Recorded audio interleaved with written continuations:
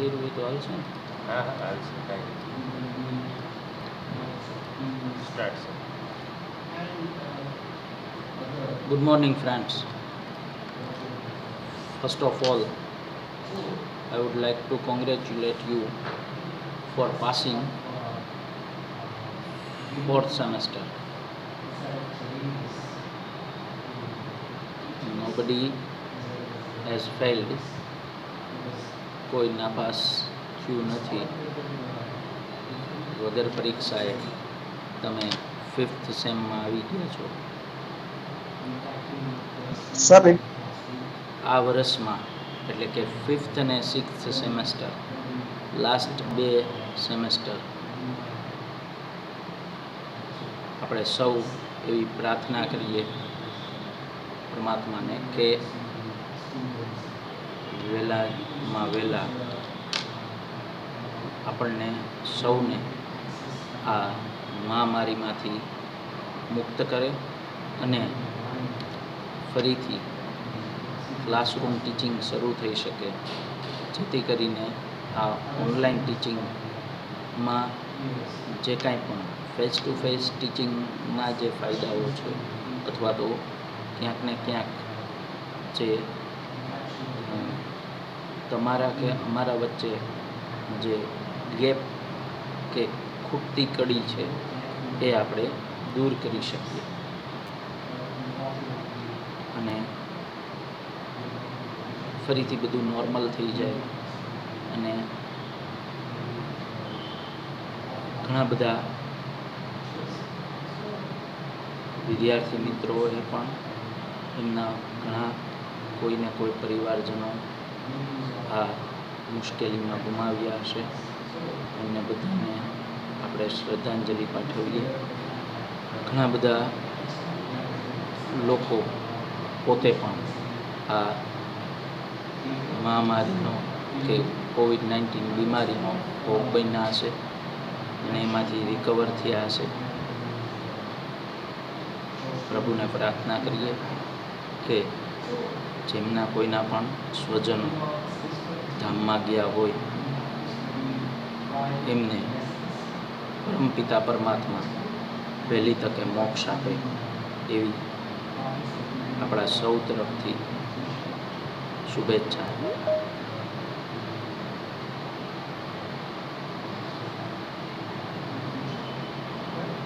મિત્રો, 5th સેમેસ્ટરમાં તમારે આ એક નવો વિષય ઇન્ટ્રોડ્યુસ થાય છે. તમે જાણતા જ હશો, એકાઉન્ટિંગ આપણે 11th સ્ટાન્ડર્ડથી ભણતા આવ્યા છીએ. એકાઉન્ટ શું છે, એકાઉન્ટિંગ શું છે, એટલે કે નામું શું છે અને નામા પદ્ધતિ શું છે, આ બંને વસ્તુ આપણે 11મા ધોરણથી SY BCom સુધી ભણતા આવ્યા છીએ. નામું અને નામા પદ્ધતિ વચ્ચેનો તફાવત પણ તમે જાણો છો. પરંતુ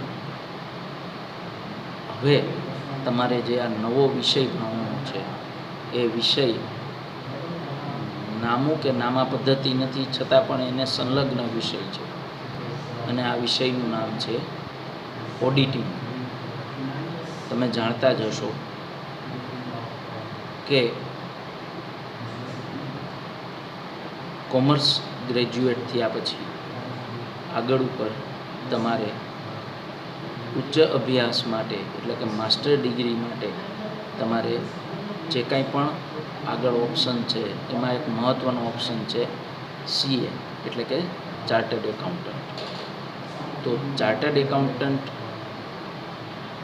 કોઈ પણ વ્યક્તિ થાય ત્યારે એ કોઈ પણ કંપની કે સંસ્થા પેઢી એના હિસાબોનું ઓડિટ કરી શકે. તો ઓડિટર તરીકેની ચાર્ટર્ડ એકાઉન્ટન્ટને જે લાયકાત મળે છે અથવા તો ઓડિટર તરીકેનો જે હોદ્દો મળે છે એ હોદ્દો ચાર્ટર્ડ એકાઉન્ટન્ટ બન્યા પછી મળે છે. પણ ઓડિટિંગ શું છે એ પ્રાથમિક લેવલે આપણે આ બંને સેમેસ્ટરમાં સમજવાનું છે. ઓડિટરની ફરજો શું છે, એના હકો શું છે, ઓડિટરના કાર્યો કયા કયા છે, ઓડિટર કયા કયા કાર્યો એની જવાબદારીમાં આવે છે. તો આ બધી બાબતો છે એ આપણે ઓડિટિંગમાં શીખવાની છે. ઓડિટિંગ એ નામાની સાથે સંલગ્ન જ છે, છતાંય આ ગણતરીનો વિષય નથી. એટલે ઘણા બધા વિદ્યાર્થી મિત્રો માટે આ એક પ્લસ પોઈન્ટ છે, કારણ કે કોમર્સમાં હોવા છતાંય આપણામાંથી ઘણા મિત્રો ખાસ કરીને ગણતરીથી દૂર ભાગતા હોય છે, અથવા તો ગણતરીનો વિષય એને થોડો મુશ્કેલ લાગતો હોય. ગણતરીમાં પરીક્ષામાં મોટે ભાગે એવું બનતું હોય કે સ્ટ્રેસ એટલે કે ટેન્શનને કારણે ભૂલો થઈ જતી હોય. તો આ વિષય એવો છે કે જે આપણને દેખીતી રીતે નામા સાથે સંકળાયેલો છે, છતાંય ગણતરીનો વિષય નથી. એટલે કે આપણે આમાં ક્યાંય દાખલા ગણવાના હોતા નથી. આ તમારા માટે મોટામાં મોટો ફાયદો. આ વિષય છે એ આખો થિયરિકલ વિષય છે. 100 માર્કનું પેપર છે, તમારું કમ્પલસરી પેપર છે, એટલે કે ઓપ્શનલ વિષય નથી. બધાને માટે આ વિષય ફરજિયાત જ છે. તમે મેઇન વિષય એટલે કે કોર સબ્જેક્ટ તમારો ગમે તે હોય, પણ ઓડિટિંગ બધાએ ફરજિયાત રીતે ભણવાનું જ છે. એટલે દરેક માટે આ વિષય છે એ ફરજિયાત વિષય છે. આ એક વાત. બીજું કે ઓડિટિંગ 2 સેમેસ્ટરમાં તમારે આ વિષયને જે ભણવાનો છે એમાં બધું જ નવી નવી બાબતો તમને શીખવા મળશે. એટલા માટે કે આ વિષય નથી નામા પદ્ધતિનો, નથી અર્થશાસ્ત્રનો, કે નથી ઇંગ્લિશનો. એટલે 3 જે મુખ્ય વિષયો આપણા હોય એમાંથી નથી. અને છતાંય આ વિષય કોમર્સના વિદ્યાર્થીઓ માટે બહુ અગત્યનો છે. ખાસ કરીને તમારે કોઈ પ્રોફેશનલ કોર્સમાં આગળ વધવું છે, એટલે કે ચાર્ટર્ડ એકાઉન્ટન્ટ અથવા તો કંપની સેક્રેટરી તરીકે, એટલે કે CA કે CS કરવું છે, અથવા તો ICWA આવા કોઈ ઉચ્ચ અભ્યાસમાં આગળ વધવું છે. ICWA કદાચ તમે જાણતા જ હશો, institute of cost and works એકાઉન્ટ્સની જે પરીક્ષાઓ લેવાય છે ICWAની, કોમર્સના વિદ્યાર્થી જ આ પરીક્ષા આપી શકે છે. ખાસ યાદ રાખજો. GPSC UPSCની જે પરીક્ષાઓ છે કે જેમાં કલેક્ટર કે કમિશનર સુધી વિદ્યાર્થીઓ પહોંચી શકે છે, પણ આ પરીક્ષા કોઈ પણ વિદ્યા શાખાનો વિદ્યાર્થી આપી શકે. એટલે કે આર્ટ્સ, કોમર્સ, સાયન્સ કે એન્જિનિયરિંગ કોઈ પણ વિદ્યા શાખામાંથી, ઇવન મેડિકલ પણ કોઈ પણ વિદ્યા શાખામાંથી સ્નાતક થયેલો કોઈ પણ વિદ્યાર્થી છે એ UPSCની પરીક્ષા, સ્પર્ધાત્મક પરીક્ષાઓ છે એ આપી શકે છે, અને એ તમારા કોમ્પિટિટર તરીકે ઊભા રહી શકે. પણ ICWA institute of cost and works accounts શબ્દ, નામમાં જ એકાઉન્ટ શબ્દ આવે છે, એટલા માટે ICWAની જે સ્પર્ધાત્મક પરીક્ષા છે, આ પરીક્ષા દીધા પછી શું થઈ શકે, તો કે institute of cost and works એકાઉન્ટ્સની પરીક્ષા તમે પાસ કરો તો આગળ ઉપર તમે કોઈ પણ નાણાકીય સંસ્થા દેશની જે સરકાર ચલાવતી હોય એવી નાણાકીય સંસ્થામાં તમે સીધા ઓડિટર તરીકે નિમા. અને આગળ ઉપર શું સ્કોપ છે એમાં, તો કે ICWAની પરીક્ષા પાસ કર્યા પછી તમે આગળ ઉપર પ્રમોશન લેતા જાઓ, કારણ કે સરકારી જ અધિકારી તરીકે તમારી નિમણૂક થાય. અને છતાંય જુઓ, ઘણા બધા આજે પહેલી વખત તમારું લાસ્ટ યર છે, TYમાં છો, ફાઇનલ યર છો, અને પહેલી જ વખત આપણે મળી રહ્યા છીએ. એટલે ક્લાસરૂમની અંદર ક્યારેક અમે આવી વાતો કરતા હોઈએ છીએ, એ વાત આજે હું તમને એટલા માટે કરું છું. આપણે ત્યાં મોટે ભાગે ગાડરિયો પ્રવાહ વધારે જોવા મળે છે. એટલે કે વિદ્યાર્થીઓ એન્જિનિયરિંગમાં સાયન્સ કર્યા પછી એન્જિનિયરિંગમાં મિત્રો જાય છે તો હાલો હું એન્જિનિયરિંગમાં જાઉં. એટલે ઘણા બધા વિદ્યાર્થીઓ એન્જિનિયર થઈને બહાર નીકળે છે. પછી શું તો કે પછી 5,000 10,000 રૂપિયાની નોકરી ક્યાંક ગોતતા હોય. એટલે વિદ્યાશાખા કોઈ પણ હોય પણ એમાં જ્યારે ફુગાવો વધી જાય, વિદ્યાર્થીઓની સંખ્યા વધી જાય ત્યારે સામે એનું વળતર છે એ ઘટી જાય છે. ઘણી બધી મહેનત કર્યા પછી વિદ્યાર્થીઓ સારું લક્ષ્ય પ્રાપ્ત નથી કરી શકતા, સારી નોકરી નથી મેળવી શકતા અને એને કારણે ઘણીવાર વિદ્યાર્થીઓ નાસીપાસ થાય છે. એટલે આ વસ્તુ હું તમને આજે એટલા માટે કહું છું. ICWA institute of cost and works accounts, આની પરીક્ષા તમે પાસ કરો તો તમારે મહેનત કેટલી કરવી પડશે તો કે ચાર્ટર્ડ એકાઉન્ટન્ટની ઇક્વિલન્ટ જ આ પરીક્ષા હોય. ચાર્ટર્ડ એકાઉન્ટન્ટ થવા માટે તમારે જેટલી મહેનત કરવી પડે એટલી જ મહેનત ICWA માટે કરવી પડે. પણ ICWAની પરીક્ષા પાસ કરો તો તમે સીધા સરકારી નોકરીમાં સારા હોદ્દા ઉપર સીધી નિમણૂક થાય ઓડિટર તરીકે તમારી. અને એનાથી આગળ વધીને કહીએ તો એમાં તમે પ્રમોશન મેળવતા જે આગળ ઉપર તમારે આ જ યરમાં ભણવામાં આવશે કે દેશના ફાઇનાન્સ મિનિસ્ટર જેના વડા ગણાય એવી સંસ્થા, એટલે કે જે સંસ્થા ઇન્કમટેક્સ ઓથોરિટી તરીકે કામ કરે છે, એ ઇન્કમટેક્સ ઓફિસર તરીકે સારા હોદ્દા ઉપર કે ઇન્કમટેક્સ કમિશનર લેવલ સુધી તમે પહોંચી શકો ICWAની પરીક્ષા પાસ કર્યા પછી. અથવા તો આપણા દેશનું જે ફાઇનાન્સ ડિપાર્ટમેન્ટ હોય એ ફાઇનાન્સ ડિપાર્ટમેન્ટમાં જ્યાં દેશના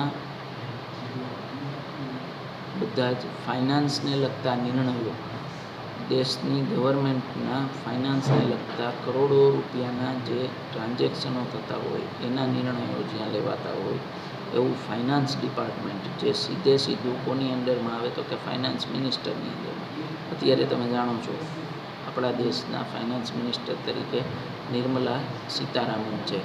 તો એની સીધી અંડરમાં જે ફાઇનાન્સ ડિપાર્ટમેન્ટ આવતું હોય, જે દેશનું બજેટ નક્કી કરે, કરવેરાનું માળખું નક્કી કરે, આ ડિપાર્ટમેન્ટમાં તમે નિમણૂક મેળવી શકો જો તમે ICWAની પરીક્ષા પાસ કરી અને પ્રમોશન મેળવતા જાઓ તો. એટલે ખૂબ જ વાઇડ અને સારા સ્કોપ છે. એટલે ચાર્ટર્ડ એકાઉન્ટન્ટ તરીકે CAની પરીક્ષા આપી અને એમાં મહેનત કરવી તો સાથે સાથે ICWAમાં બેયનું સિલેબસ ઓલમોસ્ટ સેમ હોય છે. એટલે ચાર્ટર્ડ એકાઉન્ટન્ટ તરીકે મહેનત કરી શકાય અથવા તો ICWA તમારે વધારે મહેનત કરવી છે, બ્રાઇટ ફ્યુચર તમારું નક્કી કરવું છે. કારણ કે ચાર્ટર્ડ એકાઉન્ટન્ટ થયા પછી તમારે પ્રાઇવેટ પ્રેક્ટિસ કરવી હોય તો તમારે એસ્ટાબ્લિશ થતા તમને વર્ષો લાગે. એની બદલે તમે ICWA પાસ કરો અને કોઈ પણ સરકારી ખાતામાં કે ગમે ત્યાં તમે નોકરીમાં જોડાઓ તો સીધું 1 લાખ પ્લસ 1 લાખ ઉપરના પગારથી તમારી નોકરી શરૂ થાય. એટલે મેં એક નામ આપ્યું. ICWAમાં પણ જુદી જુદી બ્રાન્ચીસ હોય છે અને જુદી જુદી પરીક્ષાઓ લેવાય છે. પણ આ માત્ર કોમર્સના વિદ્યાર્થી જ, કોમર્સ ગ્રેજ્યુએટને માટે જ આ ચાન્સ રહેતો હોય છે. એટલે આગળ ઉપર હવે આ વર્ષ એવું છે કે તમારું કેરિયર આગળ ઉપર તમારે શું નક્કી કરવું છે અથવા તો આગળ જઈને તમારે શું થવું છે એ તમારે અત્યારે હવે નક્કી કરી લેવું જોઈએ. તમારે આંખ બંધ કરીને વિચાર કરવાનો છે. આંખ બંધ કરીને સૂઈ નથી જવાનું, પણ આપણે ધ્યાનમાં બેઠા હોઈએ એવી રીતે વિચાર કરતું રહેવાનું છે કે આવનારા વર્ષોમાં તમે તમારી જાતને ક્યાં જોવા માગો છો. તમારી જાતને તમે પૂછી શકો કે ભાઈ તારે શું જોઈએ છે, આવનારા 10 કે 20 વર્ષ પછી તું ક્યાં હઈશ એ તારે નક્કી કરવાનું છે. એમ તમે તમારા અંતરાત્માને પૂછી શકો અને એના આધારે તમે તમારું ડેસ્ટિનેશન અથવા તો તમારો ગોલ નક્કી કરી શકો કે ભાઈ મારે આ રસ્તે જવું છે. તો it is high time to decide. And આમ તો સ્પર્ધાત્મક પરીક્ષાઓ કે પાસ કરવી હોય તો એની તૈયારી વહેલી શરૂ કરી દેવી પડે, પણ અંગ્રેજીમાં એક કહેવત છે, better late than never. Better late than never મતલબ કે ક્યારેય ન કરવું એના કરતાં મોડી શરૂઆત કરવી એ પણ કાંઈ ખોટું નથી. તો નવા વર્ષમાં, નવા સેમેસ્ટરમાં પહેલી વાર આપણે મળી રહ્યા છીએ, ભલે ઓફલાઈન નહીં પણ ઓનલાઈન મળી રહ્યા છીએ, ત્યારે ખાસ તમને સૌને મારા તરફથી એક જ હું તમને સૂચન કરીશ કે હવે આગળ ઉપર તમારે શું કરવું છે, કયા રસ્તે જવું છે. મોટાભાગના વિદ્યાર્થીઓ જ્યારે 5th 6th સેમ પૂરું કરે પછી અમને પૂછતા હોઈએ ક્યારેક મળે તો ઘણા બધા વિદ્યાર્થીઓ એમ કહે કે એમકોમનું ફોર્મ ભર્યું છે સર. હવે એમકોમ કર્યા પછી શું થઈ શકે એ તમે પહેલાં તો વિચારો કે ભાઈ એમકોમ કરવું હું તો આગળ ઉપર મારી માટે શું સ્કોપ છે, MBA કરવું તો શું સ્કોપ છે, MCA કરવું તો શું સ્કોપ છે. ઇવન CS કે ICWA જેવા મોટા કોર્સની તો આપણે વાત કરી, પણ લો કરવું તો મારા માટે શું સ્કોપ છે. તો આ બધી બાબતોને તમે પ્રોપરલી સમજો, જે તે ક્ષેત્રના નિષ્ણાત વ્યક્તિઓ એનું માર્ગદર્શન લ્યો અને ત્યાર પછી તમે નક્કી કરો કે તમારે કયા રસ્તે જવું છે, જેથી કરી અને તમારો રસ્તો ડેડ એન્ડ ન બને. એટલે કે કોઈ એક ચોક્કસ જગ્યાએ આવી અને તમારો રસ્તો અટકી જાય, બંધ થઈ જાય, તમે હતાશ થઈ જાઓ, એવું ન બને. એટલા માટે તમારે અત્યારે થોડું વિજિલન્ટ રહેવાની જરૂર છે. તમારા અંતરાત્માને તમે પૂછતા રહ્યો સતત કે ભાઈ તને શું જોઈએ છે, તારે ક્યાં જવું છે. તો આગળ ઉપર તમને તમારી દૃષ્ટિ, તમારું વિઝન એ ખુલતું જશે. તમારી સમક્ષ 10 ઓપ્શન હોય તો તમે એમાંથી શોર્ટ લિસ્ટ કરીને 5 નક્કી કરો. એ 5માંથી પછી 2 નક્કી કરો અને એ 2માંથી પછી 1 ઉપર આવો અને એના માટે સાચી દિશાના પ્રયત્નો શરૂ કરો. તો આ રીતે આગળ ઉપર હવે તમારે સતત સભાન રહી અને વિચારતા રહેવાનું છે. મેં તમને હમણાં કીધું એમ ઓડિટિંગ જે વિષય છે એ ICWA, CA કે CS આ બધા સાથે સીધી રીતે સંકળાયેલો છે. અને કોઈ પણ વ્યક્તિ આજે આગળ ઉપર તમે કાંઈ પણ ધંધો કરશો ભવિષ્યમાં, કદાચ કોઈ મોટી કંપનીમાં જોબ કરો, પોતાનો બિઝનેસ કરો, ગમે એ ક્ષેત્રમાં હો, તમને ઓડિટિંગ વિષય છે એ તમને ક્યાંક ને ક્યાંક ઉપયોગી થઈ શકશે. તો આ વિષયના સંદર્ભમાં આપણે થોડી પ્રસ્તાવના રૂપ વાત કરીએ તો ઓડિટિંગ એ એનું નાઉન છે. કોઈ મૂળ શબ્દ ઓડિટ, તો ઓડિટ શબ્દ આવ્યો લેટિન ભાષામાંથી અને લેટિન ભાષાનો જે મૂળ શબ્દ ઓડિર હતો. ઓડિર એટલે લેટિન ભાષાના આ શબ્દનો અર્થ થાય સાંભળવું.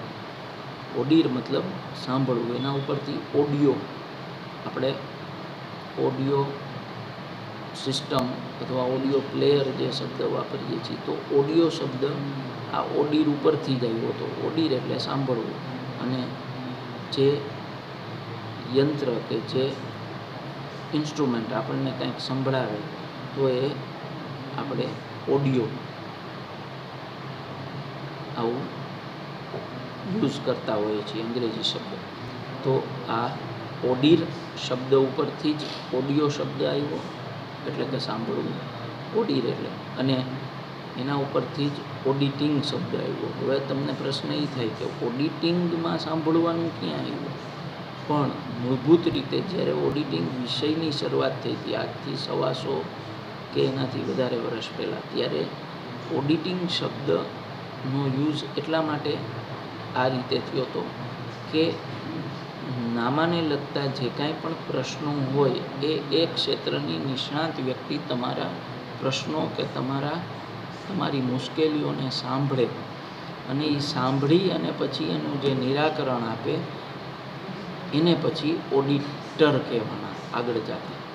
એટલે મૂળભૂત રીતે શરૂઆતમાં જ્યારે ધંધાની શરૂઆત થઈ હતી કે કંપની સ્વરૂપની શરૂઆત થઈ હતી, તો એ બધા સમયે દેશનું નાણાતંત્ર પણ આટલું સજ્જ નહોતું, ઇન્કમટેક્સ ડિપાર્ટમેન્ટ પણ સજ્જ નહોતું, અને ચાર્ટર્ડ એકાઉન્ટન્ટ પણ નહોતા દેશમાં.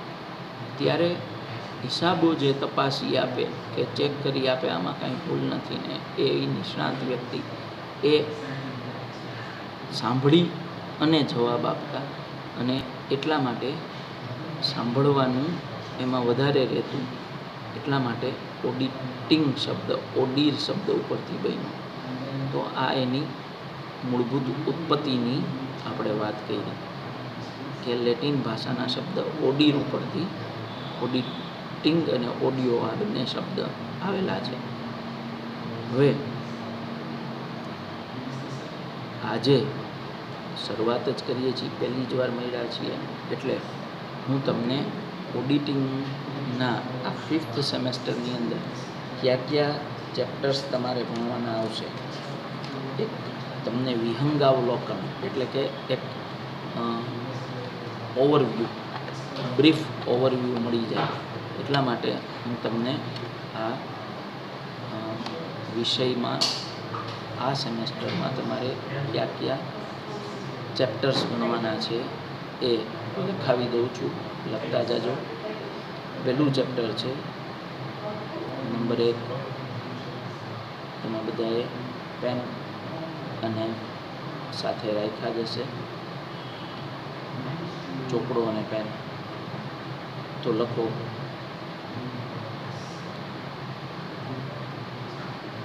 પેલું ચેપ્ટર છે ઓડિટિંગ વિષય પ્રવેશ. ઓડિટિંગ વિષય પ્રવેશ એટલે કે ઓડિટિંગ શું છે, એનો અર્થ, એના હેતુઓ, એનું મહત્ત્વ, ઓડિટિંગના કાર્યો, એની ફાયદા મર્યાદા, આ બધું આપણે ઓડિટિંગ વિષય પ્રવેશ આ ચેપ્ટરમાં ભણવાનું છે.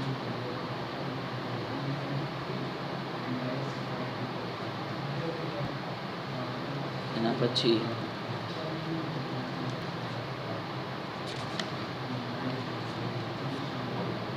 બીજું જે ચેપ્ટર છે આપણું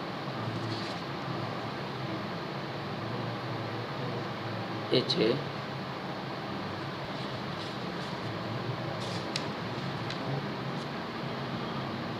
ઓડિટના પ્રકારો. બીજું ચેપ્ટર છે ઓડિટના પ્રકારો, એટલે કે ઓડિટ કેટલા પ્રકારનું છે. પછી એના પછીનું ચેપ્ટર છે ઓડિટ કાર્યની તૈયારી અને વિધિ. પછી નેક્સ્ટ ચેપ્ટર છે ઓડિટ કાર્યક્રમ. પછીનું ચેપ્ટર છે આંતરિક ઓડિટ અને આંતરિક અંકુશ. આંતરિક ઓડિટ અને આંતરિક અંકુશ. પછીનો ચેપ્ટર છે વાઉચિંગ. વાઉચિંગ એટલે શું એ ભણશો ત્યારે તમને સમજાવવામાં આવશે. એમાં 3 ચેપ્ટર છે, એની અંદર જ વાઉચિંગની અંદર જ પેટા નોંધોનું વાઉચિંગ અને ખાતા વહીઓનું વાઉચિંગ. એના પછીનું નવું યુનિટ છે, એમાં નેક્સ્ટ ચેપ્ટર છે કંપની ઓડિટ.